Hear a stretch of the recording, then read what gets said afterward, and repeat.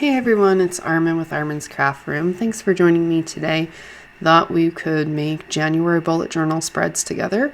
I'm using the Stampin' Up! Color Coach, and I decided to pick Blackberry, Bliss as the main color, and go triadic. What I didn't expect was orange to be part of the triadic, so we're not actually going to use orange because I just don't want to look at orange this month.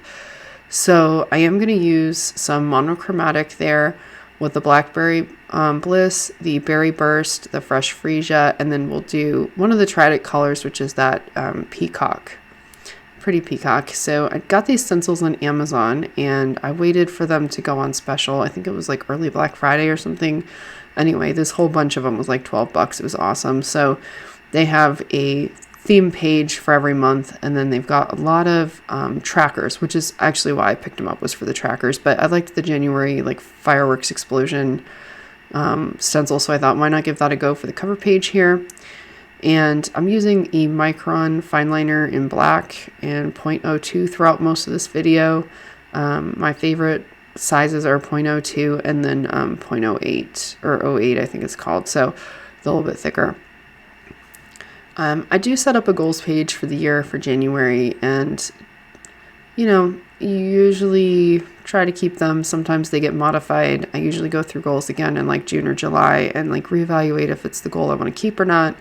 And because sometimes you achieve the goal and you need a new goal, and sometimes life happens and you realize that the goal you picked out maybe is not appropriate for the year that you picked it for, so then you got to pick something different or modify it or whatever.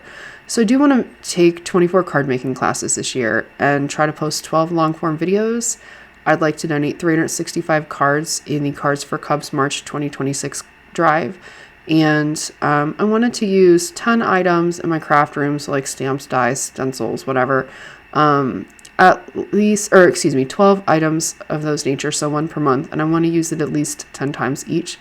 I really do try to focus on cost per use, and I try to keep that cost per use at about $1 for the big ticket items, which would be stamps, dies, and whatnot. So basically, I'll be a lot more flexible if I can get the set for 99 cents, because if I use it once, I feel like I've got my money's worth.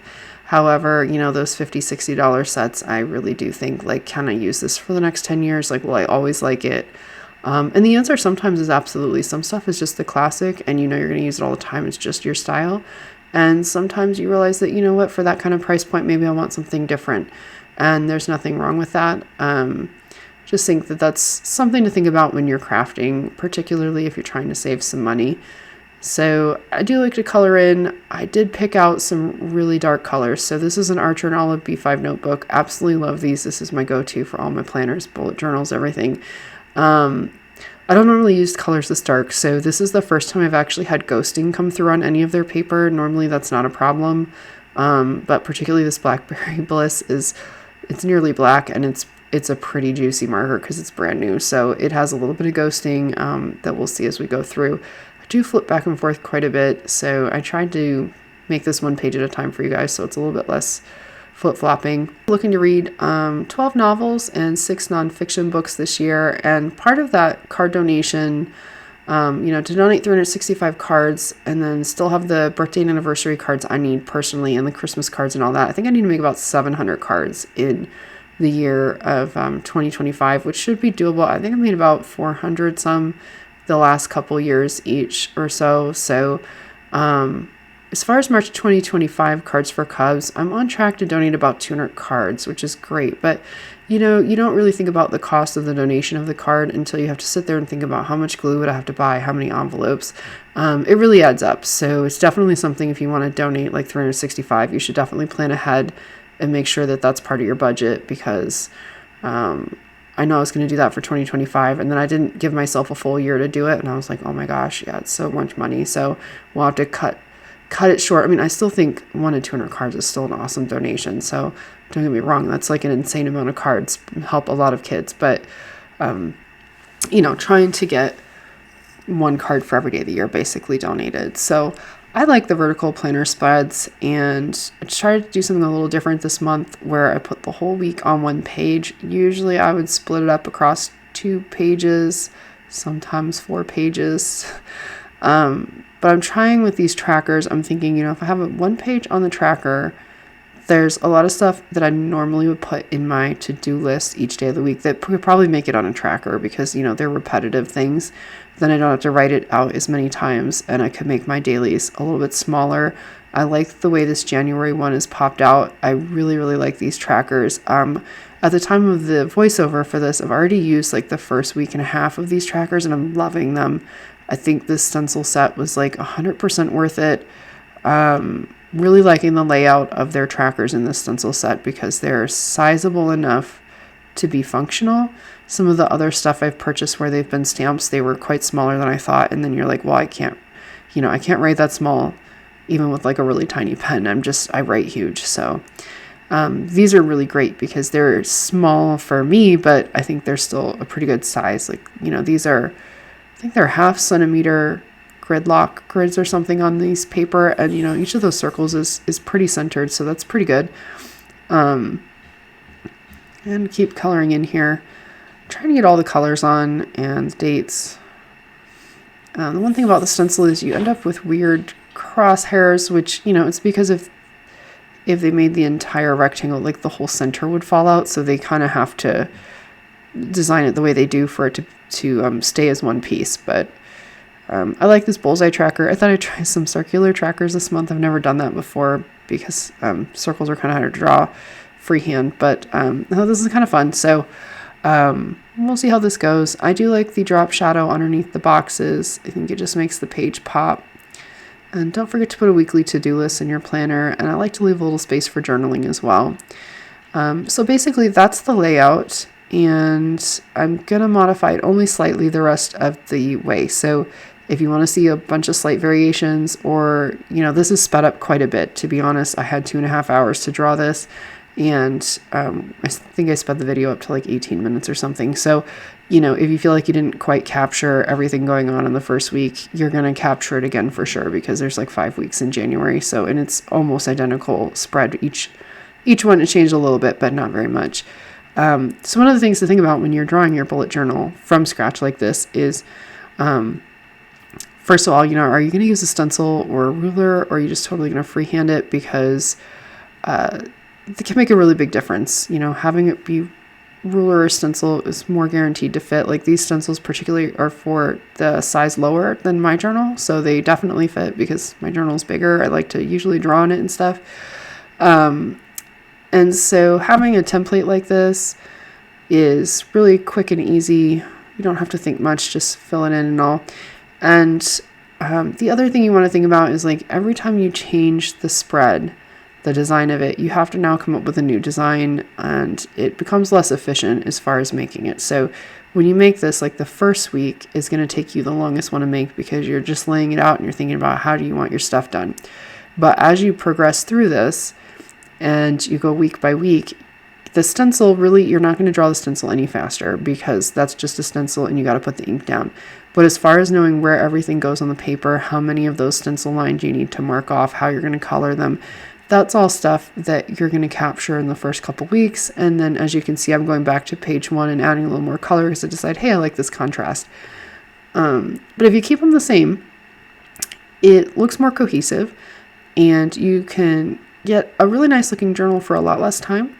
Now, there's nothing wrong with drawing a completely different spread every week. Usually when I use stickers every week, every 2-page spread is a completely different theme, but stickers are pretty fast, so you can plop those down. I opted for January to keep it pretty clean and simple and just focus on the goals and the trackers and then leave the rest of it. I have a lot going on this month, so I just, needed the space basically for the planning part. However, on the slower months, I tend to do more decorative stuff, and that can be a lot of fun as well. I'd love to know what kind of trackers you guys put in your bullet journals. Like, do you put the circle ones in? Do you do check marks? Do you make really cool? I've seen some really cool stuff on YouTube where people basically have like these mood boards that's like an entire graphic design or some cool artistic picture where it's like color and the number, and they're like every day of the week you pick a different color based on your mood. It's super cool. So I was just wondering, do other people do that too, or is it just like the professional bullet journalers? So these are little sleep and water trackers. I decided not to fill in the words because it took too long to trace them through the stencil, and then they kind of looked a little wonky because of the stencils. I kind of felt like my handwriting is pretty decent and I'll just write it out. It'll be a lot faster. Trying to drink more plain water. I tend to drink a lot of tea, so I was trying to do a little bit less diuretic beverages this year, and we'll see how that goes. This is my new favorite tracker. It's a real pain to run through the stencil, this one with all the little dots. But yeah, if you want to track something every day, wow, it's great. Like, it's so easy to track a bunch of stuff like that. And I mean, you wouldn't have to make circles. I mean, honestly, you could just draw a marker line down to distinguish the, each row or column or whatever, and you could just check marks. Sort of like a reverse pyramid here on my days of the week, with the square boxes as well as the rectangular ones. And I do admit this would look better if I had 2 circle trackers on it, but I just couldn't think of anything that I would want to track extra that wasn't already involved, and it seemed silly to draw something knowing I'm not going to use it. Like, I'll just leave the space for journaling or whatever, or extra notes.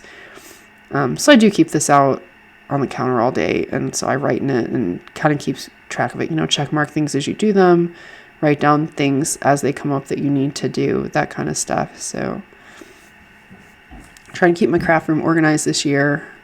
It's a goal every year. I put a lot of stuff on magnets and in folders so far this Christmas, and it's been looking better. So just trying to clean up after every project. That's the tough part. I'm sure everybody else feels the same way when they're super into crafting. I do have a second version of this video out right now, and it's the same video base, except instead of talking about how to draw the bullet journal, we talk about how to save money on crafting, different options for low spend years, or maximizing the number of items you receive per dollar in your orders. So I go through quite a few different things. If you're interested in that, I'll make sure there's a link in the description box below. If you're new to crafting, it's actually a really great resource because it points out some places that have some pretty good deals, and it brings to light some of the options that are available in the industry as far as, ways that you might want to strategically purchase products, and different ways that you can involve your friends so that, everybody can save some money. So definitely something to look into if you're brand new. If you're seasoned, it could just be a nice refresher, or maybe you learned something that you didn't already know. I don't know. So I did decide to just draw the boxes with the little flags there, the headers, independently of the stencil, because it was a lot faster than trying to line up 2 halves of that stencil. Now, I'm not going to lie, there are many faster ways to do these trackers than what I did. I like the black outline look, and then I color them in as I go through the month. So that pretty Peacock pen that you see me color in like the week number with, that is like, seems weird because it's like the only thing that color. The reason it's the only thing that colors because as I use the journal, I'm filling in all these circles with this particular marker here. So all the little circle trackers and water droplets and triangles, they're all being filled in with that Peacock color, which adds balance to the journal, and fill in as you go. So if you didn't want to draw them all by hand, there's a couple of options available. You could take an ink pad and a blending brush and say like a really pale color ink, and it's a stencil. I mean, like, these stencils are plastic, so they're washable, so you could just gently like washi tape down that stencil into your journal and then use the blending brush to ink blend. And instead of having like a black outline of a water droplet or a circle, you would have a little blended ink spot in that shape. Another option would be to just color it in with marker, and I would say go with a light marker so that you could do like a black check mark over it if you're going to do it that way. I wanted to color it in as I went through my planner, which means using the black pen. Well, I mean, it doesn't have to be black. You could use any color, but using a pen. So those are different options. It does take longer to do the black pen. Honestly, the fastest way would be to do the ink blending method, and then everything would be colored. I may do that in a future month just to show you guys what that would look like. I tend to prefer a lot of black lines in my journal personally, but it's a softer look if you go ink blended. All right, I had some weird space because I did all the long rectangles. So this one I have my energy instead of that circle bullseye tracker. I've got it in a rectangle.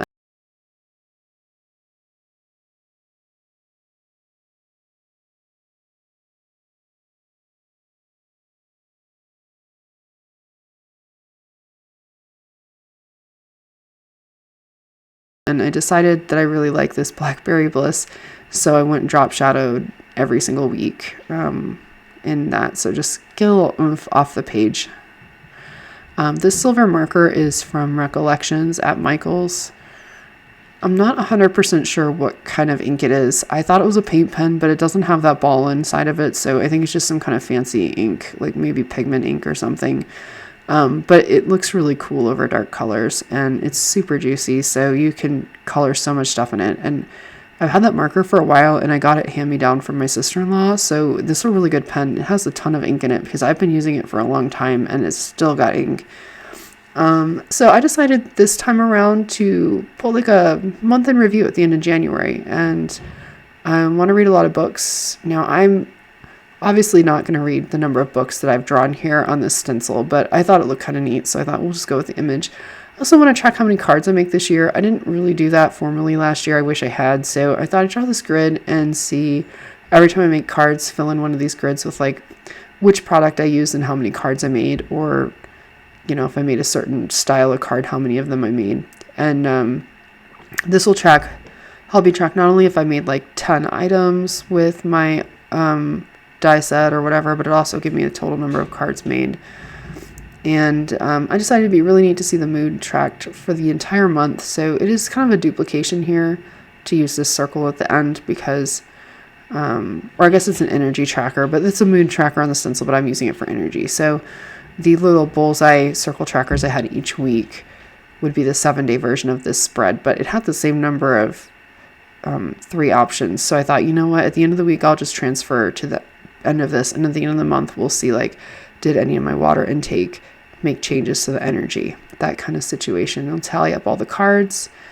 If I'm going to make, 700 cards this year, I'm definitely going to need to make quite a few every month. So definitely want to stay on track of that. And then I do have some savings goals and some spending goals. So I do want to cut my craft spending down, but I thought I would start on the higher end of the budget this month in January, just because, it leaves room for error. And if you spend way under what you put down for your budget, you feel really good about yourself. But if you go over, you're going to feel kind of bad. And I thought, well, let's start the month out or the year out right. So we'll put a higher level monthly budget for this month, and then we'll slowly lower that budget down every month to achieve the annual goal. And so that's some food for thought.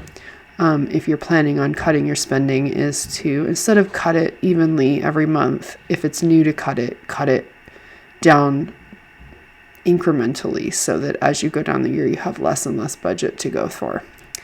So this is my month in review, and here we go. I'm really happy with how this turned out. I really like this color combo.